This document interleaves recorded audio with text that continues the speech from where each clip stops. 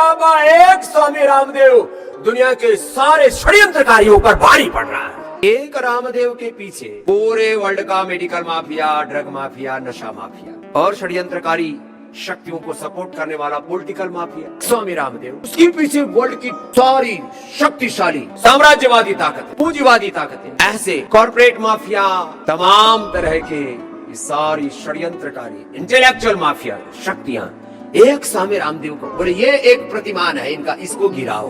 रामदेव को तो ये आसुरी शक्तियां क्या छोड़ेंगी। हमारे भगवान राम जी पर ही मिथ्या आरोप लगा दिए, चरित्रहीनता के, भगवान कृष्ण जी के ऊपर दुष्चरित्रता के ऊपर, भगवान हनुमान जी पर भी आरोप लगाए।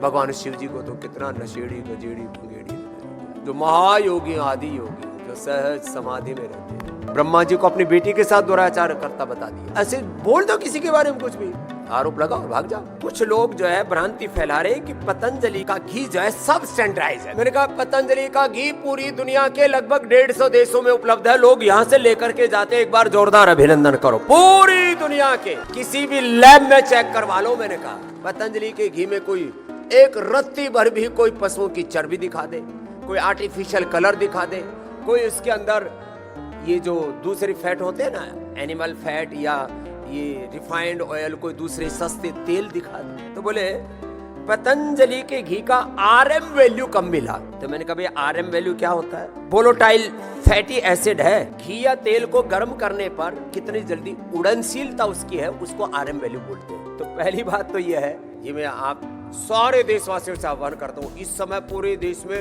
हजारों टन पतंजलि का घी सब जगह उपलब्ध है, सारे देश में चेक करा लो। पतंजलि का एक्सपायरी घी उठा लिया कहीं से और बोले इसकी आरएम वैल्यू 0.5% कम है। 21 से लेकर के 28 तक आरएम वैल्यू पूरे देश में गाय का घी कहीं से भी ले लो उसकी मिलती है। गाय का घी हल्का होता है या भैंस का? गाय का।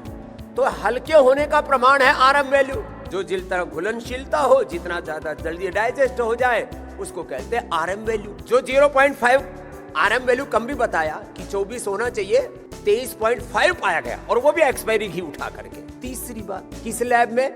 जिस लैब को एक्रेडिटेशन ही नहीं है, फटी सरसी लैब, उसके इक्विपमेंट ही खराब है। लैब सब स्टैंडर्ड की और पतंजलि के गाय के घी को सब स्टैंडर्ड बता रहे हैं। ऐसे लोगों के ऊपर, उनके ऊपर जुर्माना होना चाहिए, उनके ऊपर कार्रवाई होनी चाहिए। बोले सब स्टैंडर्ड मिला पतंजलि।